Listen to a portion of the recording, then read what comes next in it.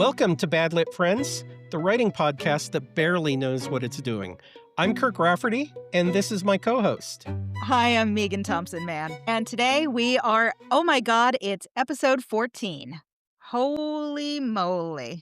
But a little explainer, apologies for the late drop of episode 13. We are still getting used to not having a producer, our amazing former producer, Rylan, who made us all buttery smooth. So you will have listened to episode 13 by now, and you will notice that it is not near as smoothly edited as our previous podcasts. That is on me. That is all my fault. I am It's still fine. learning the editing ropes, so you can blame that on me. We'll get better. The content is still fantastic, though. Content is fantastic. Yes. Yes. Absolutely. Well, what did we talk about? No, it was good. Yeah. Pat on the back to myself. So today we're going to be tackling the first in a 3-part series. It's So You Want to Write a Novel. Really? So this is, writing 101. We thought about this as being a project not just for very beginners, but also people who have been writing for some time, who may not have thought that they wanted to write a novel before. They might have written essays or short stories, screenplays, poetry, stuff like that, but want to do something a little bigger. And I feel it's fair to point out that you and I are fiction writers. Yes, we are. So if you are a nonfiction writer, that's a whole different thing. So you might get some use out of this, but just bear in mind that what we're talking about is writing a fiction. Yeah, and maybe you're a nonfiction writer who wants to write a novel. That's right. That's right. In which case, welcome to the Demented Club. It is a large, large tent. So how about an update on where you are with writing or editing or whatever you're up to at the moment? How's book 3? Yeah, book three exists sort of kind of in my mind. Some episodes ago, I said that I had actually written the first chapter of book 3. I like the chapter, but I didn't feel like the outline was going the way I wanted it to go. So I've set that outline aside. I am back to kind of thinking about book 3. In the meantime, book 2 is now in the hands of my agent. And I, however, still continue to make little tweaks, little edits here and there. I also just finished a short story. It was a Halloween short story that I just submitted to a contest. And I think after that contest, I'll probably offer it up as like a free short story on my website or something. Cool. So what about you? So essentially, my full revision of book 1 is complete. Yes. Congratulations. Thank you. I did actually finish it last weekend. Right now, I am doing the finest grade of sandpaper over it, and Kirk just convinced me that I should just start querying anyway, since right now I am down to word level tweaking. Like, worst case, you query tomorrow, and 10 minutes later, the agent says, yes, send me the full manuscript, right? That Yeah. manuscript is, there's no agent in the world that is going to say, this manuscript is not for me because of these little granular little details. So Yeah, it is. I think you're ready. I probably am, and that's terrifying. And the full fine sand down will be done by Sunday, I suspect. Mhm. And it's been interesting. We talked a lot about revisions last week, obviously, and I keep finding sort of errors like, there's a missing transition after the big 10,000 word chop. I went a little bit too hard, or I'm noticing some very awkward phrasing. But the worst part of it is turning over every single rock and seeing the creepy crawlies and removing the creepy crawlies. Rocks that I thought, oh, those are decorative rocks and no one will ever want to look beneath them. No, just lots of hand waving and la la la la la la. No, Yes. I'm turning them all over, and wow, it's horrific. But they're all those creepy crawlies are, I think, dying at last. The problems that have been there for, a year or more, I'm finally dealing with them. But yes, nearly done. I can't wait to get back to book 2. So today's focus, as we said, it's Novel Writing 101, part 1 of 3. As we always stress, we are not experts. This is not the podcast to come to if you are expecting people who have a background in knowing exactly what to do. This is just We our opinions. barely know what we're doing. We barely know what we're doing. We're just really confident sounding in our ineptitude. So, with all that being said, welcome to the club. This is a very strange headspace to be in. You need to ask yourself first, why am I really doing this? And what am I signing up to do if I'm writing a novel? What brought you to deciding that you wanted to write a novel? Oh gosh, so I started attempting novels about high school. So I had been writing, and I as a kid I used to like write my own comic books. So I'd take like notebook paper, fold it in half, and draw panels on them. And then from there, I started writing short stories, or I don't think I had the vocabulary for it at the time, but I was just writing. I just like to write. But I think I got a little bit serious about it in high school. I was a big fantasy reader, and I thought I was gonna be a fantasy writer. I used to have, just boxes full of stories that I had abandoned, right? Mhm. And I think the furthest I think I got, like, about 30,000 words into one, and it was awful. It will never see the light of day. Was every wrong thing that you can think about a novel, I committed. My first chapter opened with a dream. My character was the chosen one. In fact, every character in this novel, you could map one to one to characters in Lord of the Rings. Like, I was basically writing Lord of the Rings, with my own Why not? trappings on it. And I got 30,000 words into that. Roughly, I'm the first time that I ever actually completed a novel was also the novel that I queried and got an agent with. But it's been a long road. How about yourself? Well, I'd always been a writer from God, I think from the age of 6.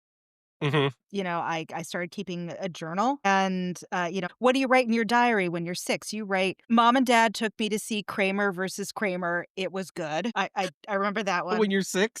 Yes. Okay. And then, I wrote in school, I wrote a lot. I wrote short stories though. I got into writing, what I now see as fan fiction Mhm. about my god, confession time, about, Robotech in 5th grade, and then I was in high school and I was writing short stories, and I edited a couple of literary magazines. In high school, I there was another fanfic. This is even worse. It was a oh god, Pet Shop Boys Name of the Rose crossover fanfic. Wonderful. Beautiful. I think you've mentioned that before. Yeah, it's Yeah, great. that's It's that's great. fantastic. Yeah, you need to God. polish that baby up and get it published, Oh, for yeah. sure. Oh, yeah, the world is waiting for this. And then I kinda, I gave up writing for 20 years or so, and then I decided that I wanted to start writing again, and I wrote, as it turned out, a 500,000 words. Basically, I was teaching myself to write again, and it was there that I learned how to make things work again, and I decided, like, I think I wanna start writing a little more seriously. Yeah, Took a class from Oxford University Extension, wrote short pieces, and then realized that what I was doing, the short pieces that I was writing were actually chapters. And then I was like, I wrote a chapter. I think I'll write a book. yay. And then I wrote a book, and now I'm gonna query it again. And now I'm writing book 2, and I think I'm up to either book 6 or book 7 in my, grand arc of things. It gets addictive. I mean, this is the thing about if you're signing up to do this, you are signing up to get addicted to this hobby. So be prepared. It is a long commitment. We're talking about, months or years. If you're writing short fiction, maybe it's a day, a couple of days, a couple of weeks. I have a couple of short pieces I like a lot that I've spent, maybe a week on. This is not that. This is commitment, and you commitment to characters, commitment to craft, commitment to closing off big chunks of your life, and also commitment to the idea that what you're doing is almost certainly not going to get published, but that's okay. So there's a lot of reality checks that need to be part of it. Know that this if you're doing this, you are not doing this for profit. You are not doing this for fame. You are not doing this for glory. You are doing it for yourself. That is probably the best place to Yeah, and start. I think that's a misconception, that one of the earliest misconceptions that goes away, and that is that you will make a living as a writer, as a novel writer, right? And the odds of you writing the next Harry Potter or, the next ACOTAR is really low. Yeah. And that's not to discourage you. That's to, kind of like set some realistic goals. Is that first of all, the chances are that your book won't ever be published. And I say this as somebody who's written 2 books, completed 2 books, and, neither one of them are on a shelf yet. So, They will be. Yeah. well, I like to think so, right? But, uh, but again, that there is no guarantee, and, the number of books that don't get published is pretty astronomical compared to the ones Yeah. that Now, do. what is the percentage of the number of people who say that they want to write a book who actually end up writing that book? It's something very small. Something like 4% actual of people who say that they're gonna do it actually do it. And then and then of course you're cutting down from the number of people who say that they actually want to do it. So Mhm. it's a small number of people who actually complete it. So if you get to the end, even if it's a total mess, you've done something that so many other people have not done.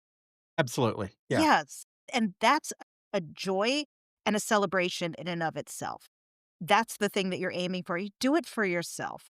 Mhm. So, no, some good questions to think about are, why do you want to do a novel? Do you want to do a novel? Do you want to do short stories? Do you want to do poetry? Do you want to write nonfiction? Do you want to, start a blog? Right? Do you want to write screenplays or plays? Why a novel? Because you have to really want to do this.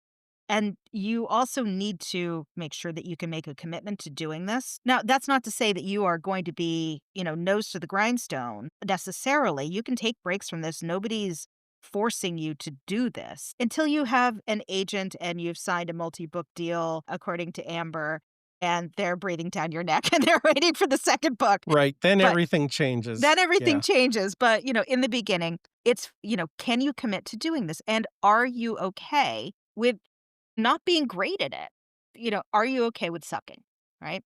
And listen, there's nothing that says that the novel that you set down to write ever has to be finished. It's nice it's nice to finish a novel, but, you may get into it and you lose interest. Maybe it's not going how you wanted it to do. Maybe you just don't fall in love with your main character. There are, like, a billion different reasons to set down a novel. That's okay too, and maybe you have another idea. Uh, Yeah. Megan, how many novels are you up to now? Like 47? Yeah, yeah. Conceptually? Yeah, it's a lot. Shane, my fiancé, he's an ideas factory. That's one of the many things I love about him, but he is so creative and he comes up with ideas for screenplays all the time. Mhm, mhm. And I tell him like, "Okay, this is a really great idea. Now you know what you need to do? You need to actually write it." Yes. Because Yes.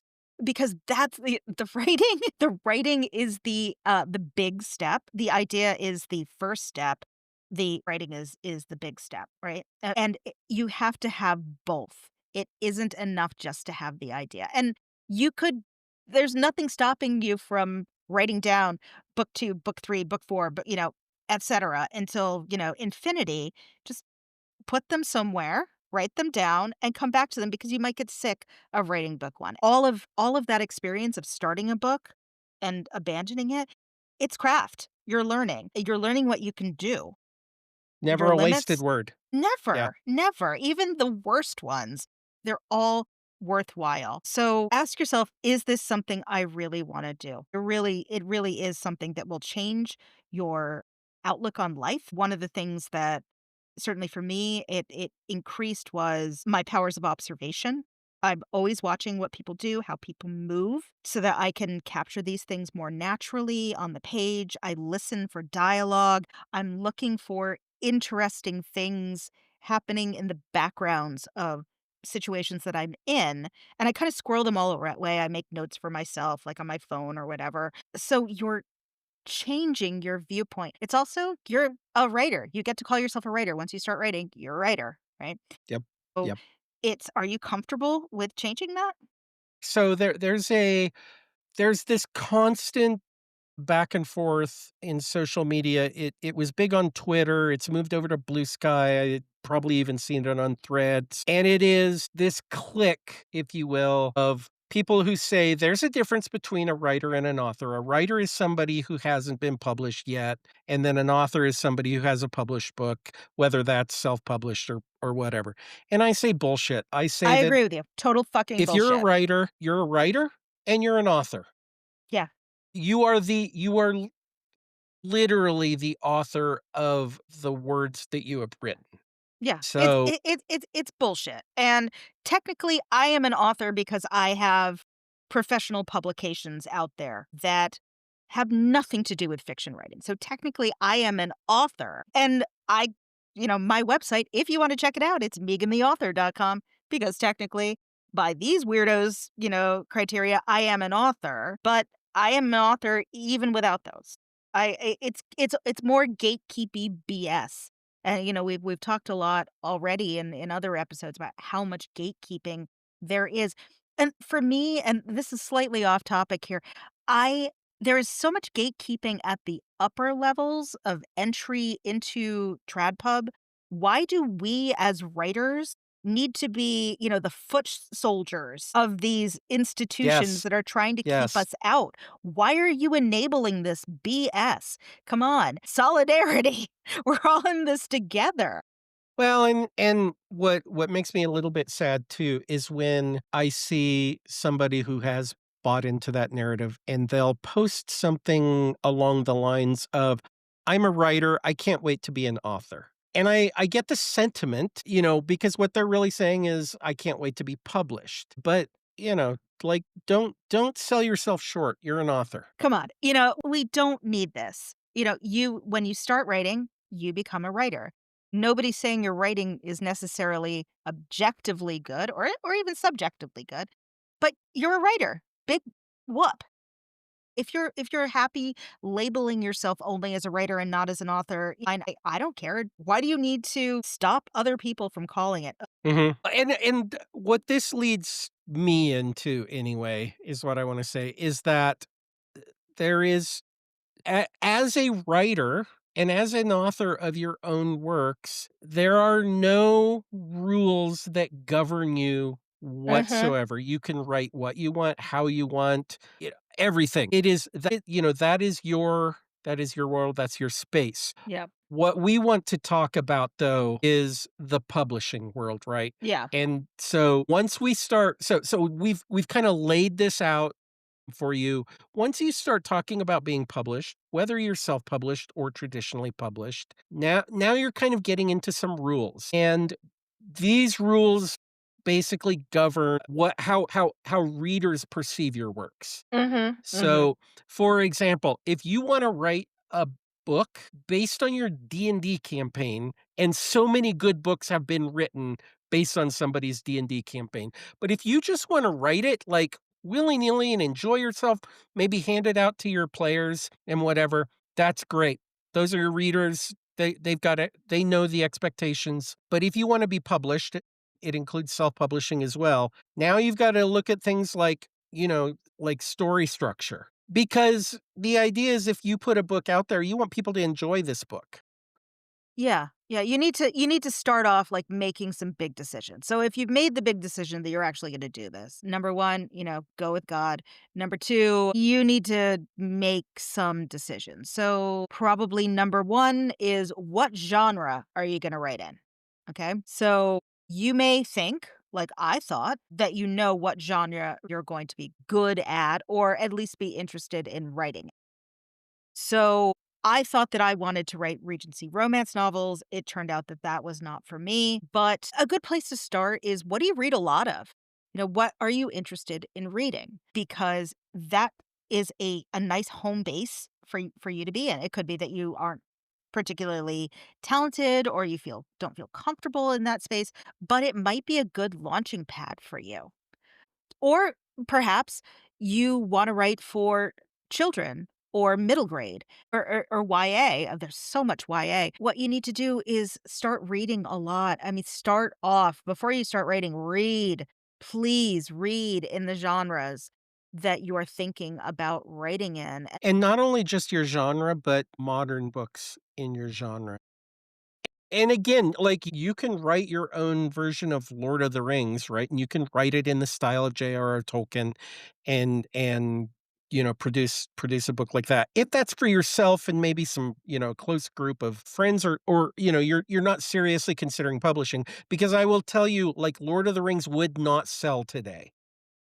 And so if you are interested in publishing, if you are interested in self-publishing or traditional publishing, and you want people to buy your books, you have to read in your genre with modern books. Yeah, and don't say there's nothing out there that I like. You would be surprised. Mhm. If there is so much there are more books getting published now than ever before. You're going to find something modern that you like. You just need to dig a little bit deeper. We've talked before about using Goodreads and other online reading resources to dig more deeply into genres, like plug in a book that you like, and it'll give you recommendations for other books that are other readers have liked kind of thing. It's kind of a Netflix thing. If you're saying there is no book out there that is similar, roughly similar to the book you want to write, you are not you are not well read enough. You are not trying hard enough, Mhm. because I guarantee that whatever your idea is, whatever your book is, there is something out there that comps well to it. The only exception that I w and There's this no is so there exceptions, Megan. ah, So go I'm sorry. I'm sorry. I'm putting on my little jaunty lawyer hat here. There's always an exception. Um This is rare, but if you are writing experimental fiction, you may not find something that is similar to what you are doing, but you're an outlier, number one. And number two, you are probably not publishing through TradPub or like a big five unless you've got some other hook unless you are, Paris Hilton decides that she is going to write the greatest, Dada novel. Yeah, then you may not have any comps. That's okay. You're not Paris Hilton. It's not Well, going and to happen. let me push back a little bit.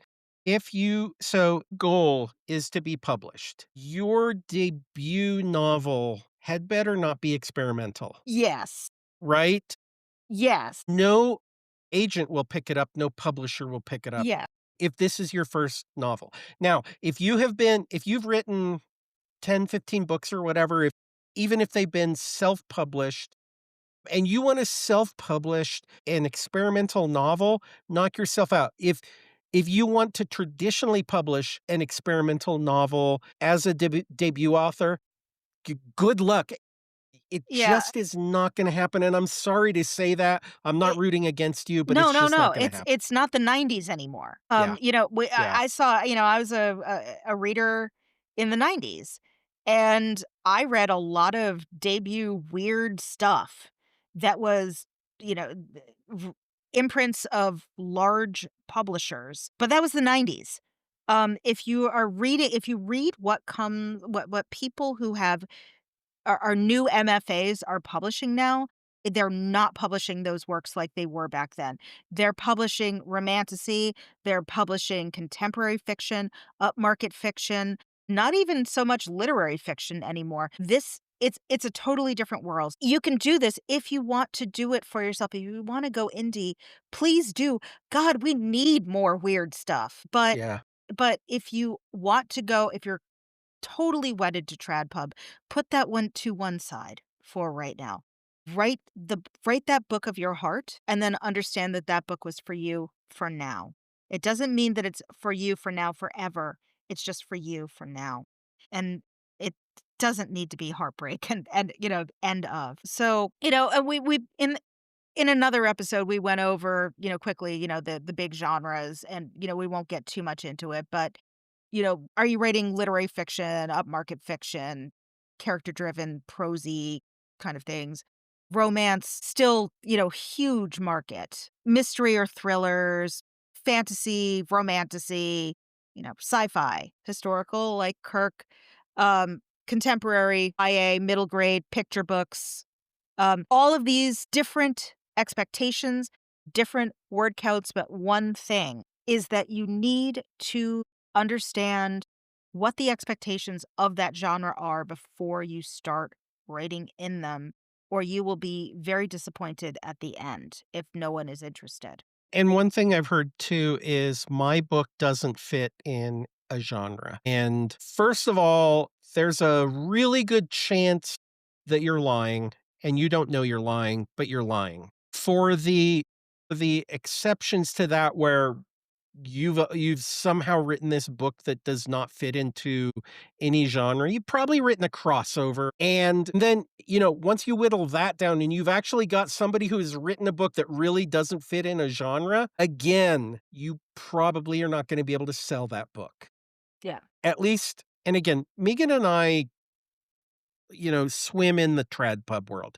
So there's different rules for the self pub world. And yes, you could put it out there self pubbed, market that book and maybe you get some readers. But to go back to my book doesn't fit in any genre. Bullshit 99.9% of the time, I think. Your book does fit in a genre. You just need to figure out what that genre is. Some tough love here is, if you don't know your book's genre, you probably are not well read in your book's genre, Yeah. and Yeah. and you need to be, You absolutely do, because it will show. If you are wedded to the idea of writing romantasy, and this is a fine distinction here. If you're wedded to the idea of writing romantasy, but you are actually writing a fantasy novel, it will show. You need yeah. to It will absolutely show. You can have a fantasy novel with romantic elements that is not romantasy. And you need to read enough in your genre to understand the difference between these. Read enough to understand the difference. You should understand what you're doing, or you're going to get very frustrated a little bit further on. It's your home base, right? So hopefully you enjoy reading books in your genre, so it hopefully won't be a difficult thing for you to read books in your genre. Right, right. Um, some other considerations you need to think about when you're starting are what is going to be your POV and what is going to be the tense that you're going to work in. So, you know, uh, first person, it's a very intimate space, but it's also a very limited view. There's third limited. It's being inside of one character but from a remove, right? Inside one character per scene. Per scene, yes. Yes. You can actually head hop if you start a new scene or you start a new chapter. Yes. Yes, yes. And then there's third omniscient, where you're pulling in everyone's thoughts. This is hard to Yeah, do. and it's really fallen out of favor. Yes. There's not a Yeah. lot of omniscient POV, and it's exactly because of the reason you say, it's hard to get right, and readers will pick up on it pretty quickly about just how weird it is. It's also, it's a fashion as well. And, the less frequently that we are exposed to these kinds of books, the less, fluent we are in their architecture. And so they become harder to read. So it's maybe what we need some blockbuster out there to revive it. Multiple character POVs are difficult to pull off, but there have been some very successful ones recently. The biggest one that I can think of is Daisy Jones and the Six by Taylor Jenkins Reid. This Mhm. is an oral history style book. Also, Six of Crows by Leigh Bardugo, who Amber Hamilton was talking about as being one of her, authors Friend of that the show, friend of the show, friend I of the can show. say that. Yes, friend of the show, with her book coming out next week in America. Very excited about that for On her. the 4th, yeah, 4 days Yeah. from now. Gone Girl was another one with Yeah. multiple POVs. So, it can be done, but you kinda need to know what you're doing. Maybe not a super great idea when you're starting off. Start with single POV. My first book is first person. My second book is in third limited. I like it a lot, but, the feedback I got when I was at the round table in Denver was, "Why isn't this first person?" Mm. And I said, because I like the remove. I like the small amount of editorializing that I can do in a third person limited. So it's completely in one character's POV, but I'm able to draw the camera out a little bit and kind of, satirize her slightly. But at the same time, in my first book, it's first person and that character is able to satirize herself, but then that has to do with being a character who's in her mid-40s versus in book 2, it's a young woman in her early 20s, and our ability to satirize ourselves when we're in our mid-20s is actually kind of limited. We think everything is very serious. So Yeah. My my first book, my first completed book was 3rd person, past tense, and which is pretty common. yeah. My second book, my second completed book, I am using 3rd person present, and I feel like I may never change Wow. that. I love it so much. I loved writing this book so much in 3rd person present.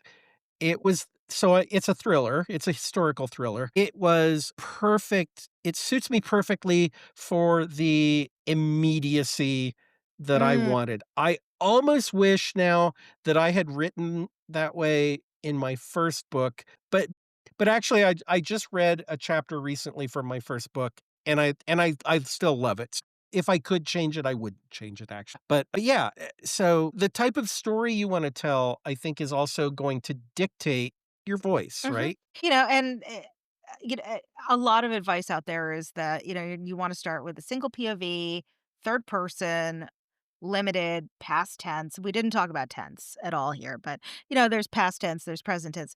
Yes, there are future tense books out there. Again, these are the experimental books that we do not recommend starting out with, but past tense is considered to be, standard, comfortable, and present tense being very immediate. It can be a little difficult to sustain sometimes, but some genres, particularly YA, at the moment, first person present is very popular. Yes. So check your genre, as we said, see what other people are doing. There is a lot of discourse on social media right now about in this YA sphere about readers not liking past tense, not liking third person, finding it weird or, you know, discombobulating, which blows my little English major mind. But if that's what your genre expectations are, you need to meet your genre expectations unless you wanna do something a little out of the box. There's nobody stopping you. This is your baby. Do what you want, but also Mhm. see what other people are doing. And speaking of tenses, unless you're doing it for effect, be careful about switching tenses. It can happen Ooh, yeah. easily, easily, easily. So, I I have one part in book 1 where the tense changes, but that is absolutely on purpose. It's for effect, and it is clear that it's being done for effect. Often your tense will change. This happens if you're using present tense and a character is remembering something, Yes. and you will switch to past tense for that memory or that flashback. That's the most common thing I can think of. I've done that myself. And then, oh god, here's a big one. Do you actually have a story? Do you have a story to tell? Or is it only a vibe? Is it vibes only? You can get a story out of vibes, not saying it's not possible. If you I scribbled down a couple of notes. I wanna write a story about grief. That's not a story, but a woman returns home after her sister's death, discovers dark family secrets. That's getting on your way to starting a story, right? Yeah. So Grief is an aspect of a story. so yeah, you a vibe could be just, the jumping off point for a story. You need to think about what's gonna get you from a vibe to a story. Who is your protagonist, right? What do they want? What do they need? What is stopping them from getting what they want or need? And you may or may not have a sense of the ending. It can be a kind of vague idea, but have an idea. It will change. Okay, that's a wonderful thing. You're the writer. You can change it all. So you might want to think about writing a pitch at the beginning. I would not do this, but I've heard plenty of people say, including Amber, say that they wrote, a Amber pitch. wrote her query She letter. wrote her query letter first Yeah, yeah, and then wrote the book. and then She wrote the didn't book. query before she finished the No, book, but no. she wrote the query letter and then wrote her book. I actually wrote my second book because I didn't know what I was doing with my first book. For my second book, I did write the pitch first. I wrote an outline. I wrote a chapter of book 2, and then I wrote an outline. And then I wrote an outline for 3 books after I wrote the first chapter because I was so invested in this world. But that only came after writing a book. So you may not get there. And if you don't feel comfortable writing a pitch and you just want to pants it, I you have found your tribe with me. I am with you. Okay. This is a safe space. It's all fine.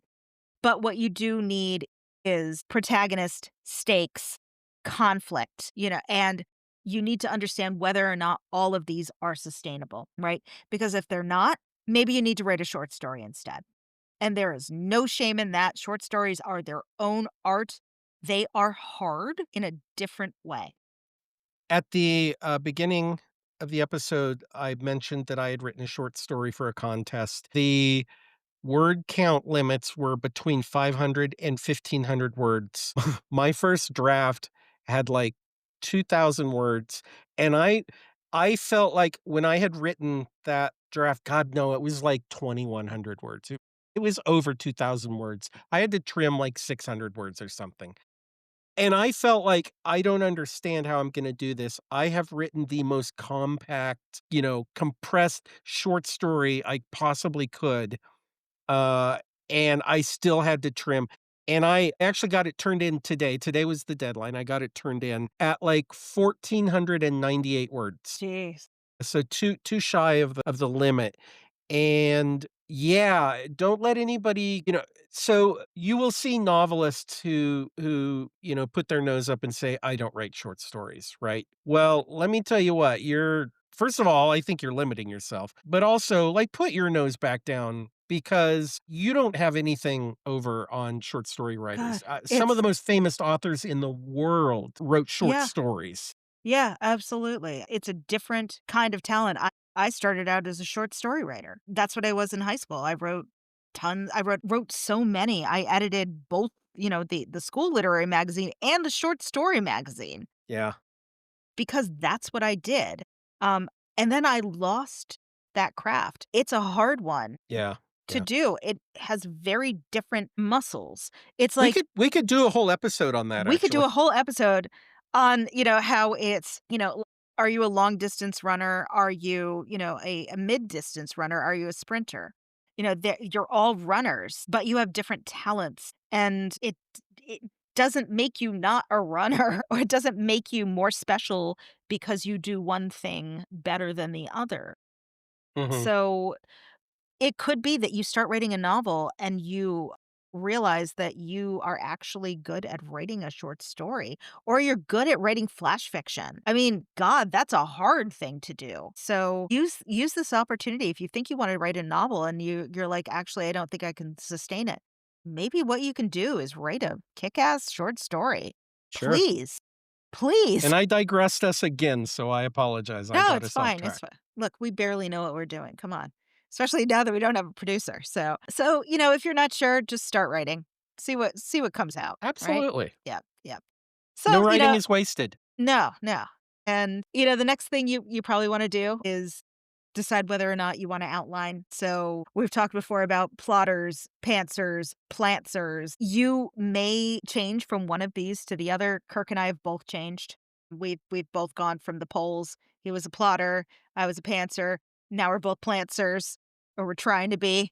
And it really is what feels right. So, if you're not familiar with the terms, plotters are people who know where they're going, they've got an outline, they've got a map. It can feel very organized and very safe to know that you're traveling down a particular road. You may also feel like you are losing some spontaneity, right? You might pour more work into your outline than into your writing. I can tell you, as somebody who wrote an outline, I spent a good 3 days writing an outline and it was satisfying. And I started thinking, like, maybe all I want to do is write an outline. That's not a good place to be if you want to write a novel. But also remember, these are only for you. You can change them. You can also ignore them. So don't get caught up in thinking, I've written an outline and now I need to stick to it. Change it if you need to. Pantsers, wow. Yeah, we are kind of great people. But you sit down, Savages. You're savages. we're so yeah, misunderstood, right? I admire people who are pantsers. Pantsers being basically they just sit down and they write and they let maybe they've got a general idea in their head or something, but they don't do like a formal outline. The danger you get into with being a, complete pantser is that you might write yourself into a corner. You need to understand story structure, Yes. even if you are a pantser, because you need to follow story structure. It doesn't give you carte blanche to just write willy-nilly, because otherwise you're gonna have a terrible time in editing. And, so, obviously, I think outliners have it over on pantsers in terms of being You would able say to that. I know, sticking with story structure, right? The downside of outlining, though, as you pointed out, it's a little rigid, and you may feel pressure to stick with that outline, and the danger is if you finally decide, "You know what? I wanna go off this way, so I'm gonna kinda break out of my outline." Well, now you are in uncharted territory, and you might start introducing weird little plot artifacts that don't make sense because you just broke your story. So there's disadvantages and advantages for both ways of doing it. But obviously, outlines are the more civilized way, and you're a complete savage if you are a pantser. So you Yeah, choose wisely.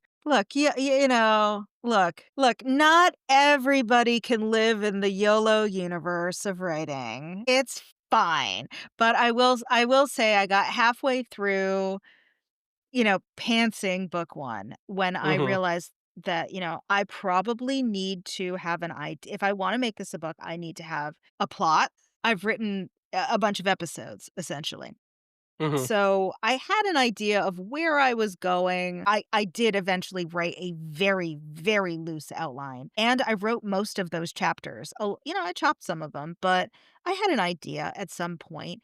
But a lot of it was for me, just sitting down and listening to what the characters had to say to me. As a reformed pantser, I could do that again, but I prefer this, what I think about as being the sweet spot between the two places where I know generally what's going to happen, I mhm. think, but more importantly, I know who these characters are, right?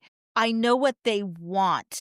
I know what they generally wanna get to. I know what the major conflicts are going to be, and I'm just gonna make the rest up as I go along, right?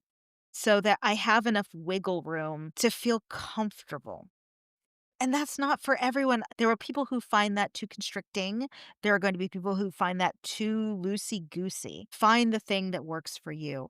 And even as an outliner, you could still let your characters kind of dictate the story too. I Mhm. had this moment of clarity writing my book. I had a very specific idea of like the backstory of my main character and how that influenced her past decisions and current and future decisions. Mhm. I felt like I completely understood this character, and while I was writing, I mean, of course, not like in my head, but this character spoke to me, on some level and basically said, "No, you don't get it." And it blew me away It's thinking about interesting. this. So it did alter my outline. My outline was kind of fuzzy at that point anyway, so it wasn't a big deal. But my point here is that whether you're a plotter, whether you're a pantser, you can still let your character when people say my character spoke to me, my character drives my story, you can still let that character drive your Yeah. story, whichever end of that spectrum you're. So, that's where we're gonna end it for our novel writing 101 part 1. We have a lot to cover, and we also know we talk too much to begin with, on these things. So, we are going to, pick up next week with talking about the actual writing process, and keeping momentum up, common mistakes. We're gonna talk about writing software, writing platforms, things like that. But Mhm. more importantly, right now, we need to talk some hot goss. So, hot goss this week, what would you say if I put to you the idea that in order to be ready to query, you needed 10 beta readers to have read your precious baby manuscript? What would you say, Kirk? Yeah, I have thoughts on this. Uh Please. So so a little context, a literary agent on Threads basically said, "Don't even think of querying me unless you've had 10 beta readers reading your project." I think you told me this. She then clarified, no, she means 2 rounds of 5 beta readers each, I think. Yes. And that's Okay. still bananas, and we'll That's still discuss why. bananas, and I'm gonna tell you why. So, um this is an agent that is basically demanding a process, which is weird on its face. So I'm setting aside the fact that 10 beta readers is hard to get.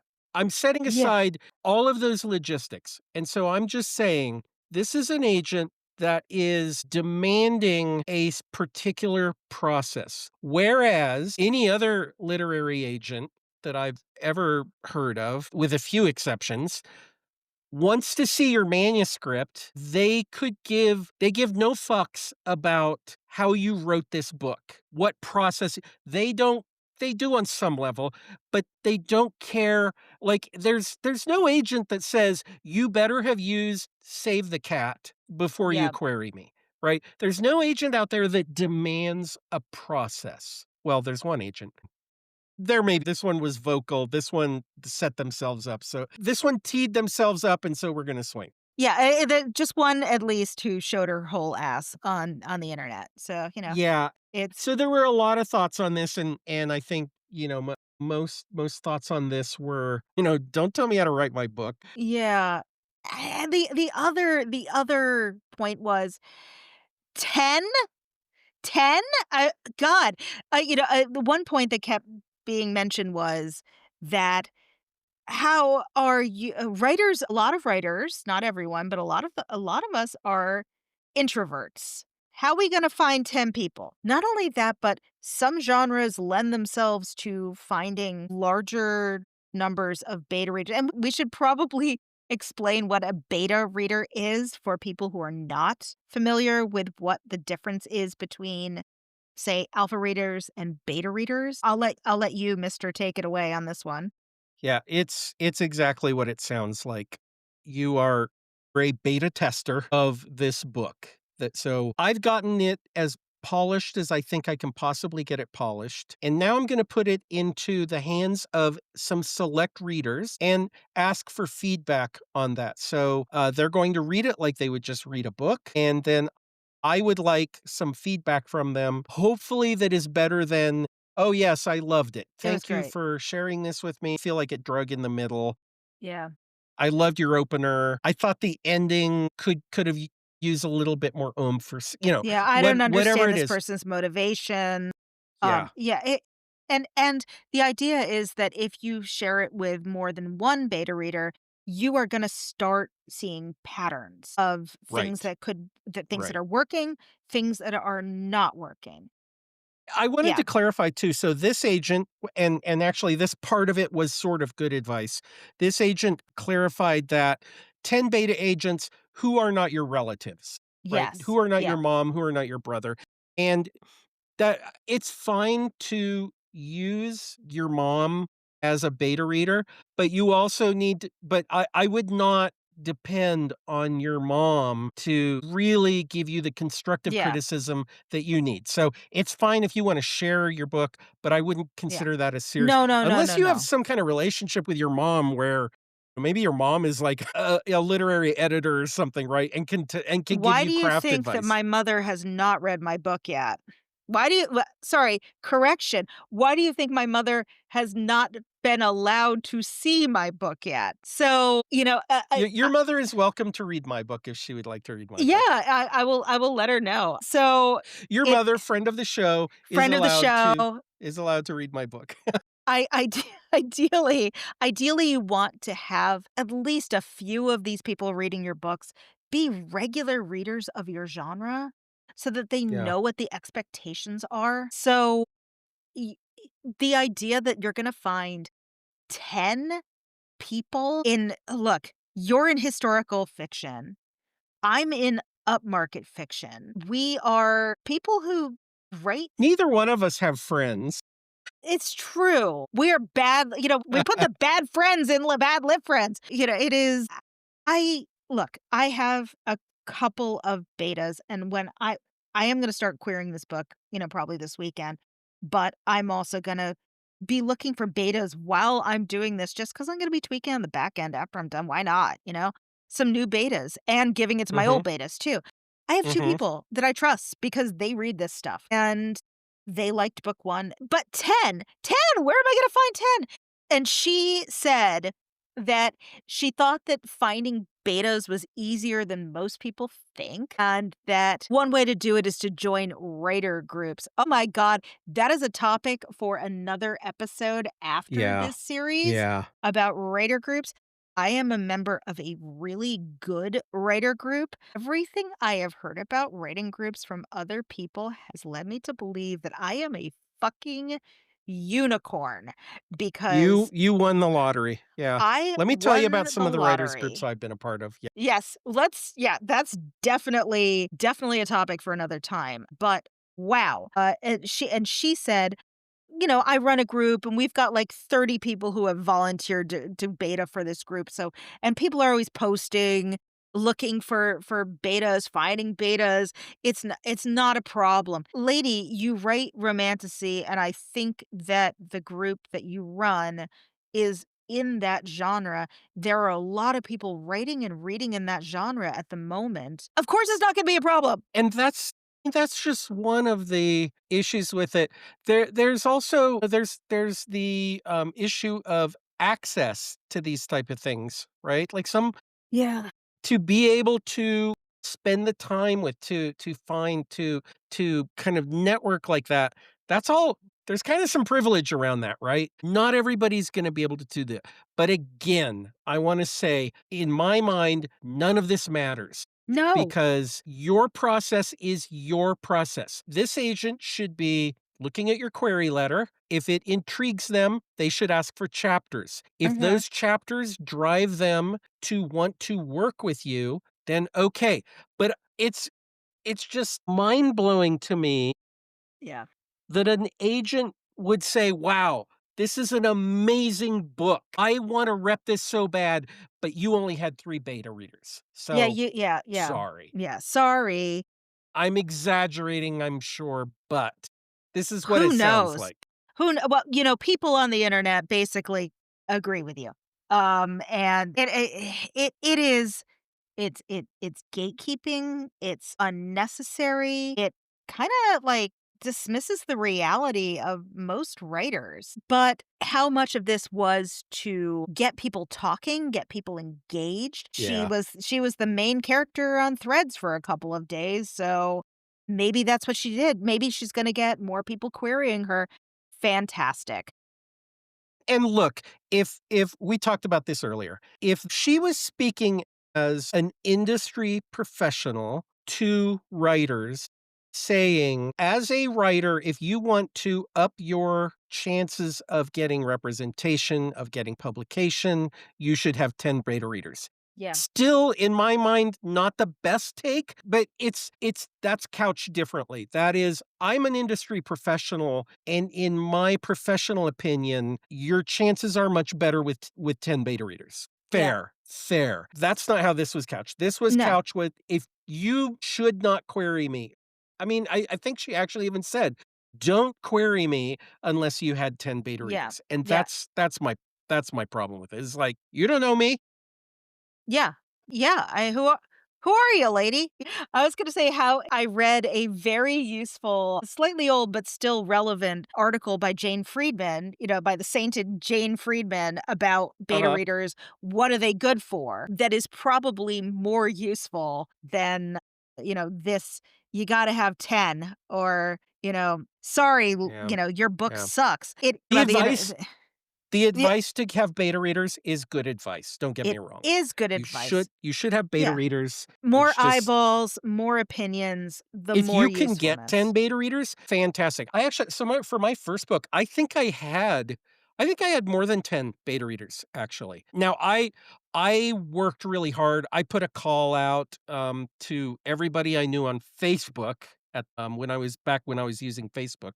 I put I put a call out. Some of them were my relatives, but I had a solid more than 10 beta readers who were not Yeah, people that I was closely connected yeah. with. So, in that case, like, I did follow her advice. With this second book, I didn't I didn't work so hard trying to find beta readers, and I think I could count all my beta readers on one hand. Yeah, 3 to 5 apparently is pretty normal, Yeah, so, yeah. might have some thoughts. I'm not saying beta readers aren't important, I just think that choosing an arbitrary number like 10, I mean, why 10? What's so magical about 10 except for, we run on base 10? Again, my entire objection to this is simply that my work should speak for itself. So, if my query letter intrigues you, ask for chapters. If my chapters intrigue you, ask for the full. And if my full intrigues you, let's get on the phone and talk Yeah, about rep. When I had the call with my agent, we did talk about process, but it wasn't oh, okay, you satisfied my criteria for, it's a good thing that you are an outliner and not a pantser, because then, even though you have this fantastic book, I would not have made an offer, right? Like, there's you either wrote a great book, or I or should you say, you didn't. either wrote a book that they feel like they can represent, or you didn't. Yeah, that's it. Don't tell me I have That's to have 10 it. beta readers. Okay. The business of writing tends to get me a little more passionate. It's all okay. Again, safe space in here. So, the main takeaway from not 10 beta readers, but about starting out writing a novel is, you need to make some decisions, some big decisions, but don't get paralyzed by them. Everything is changeable because this is your book. So, the next episode, we're going to get a little bit more into the process of writing, as I mentioned before, and how to keep momentum going, how to step away a little bit when you need to. Maybe we're going to talk a little bit about research. We both love research and how research can be its own, black Mhm. hole and also a place of grand delights and, some common mistakes. But in the interim, you can find us on the socials at Badlit Friends. We are on Threads. Sorry, but also the source, as always, of all the best hot goss. And on Instagram, on Blue Sky, we are on YouTube, we are on all the major podcast platforms. Like, subscribe, rate, review. But until next time, keep writing, keep getting ready, keep being completely incompetent, keep listening to Bad Lit Friends, and we will see you next time. Bye.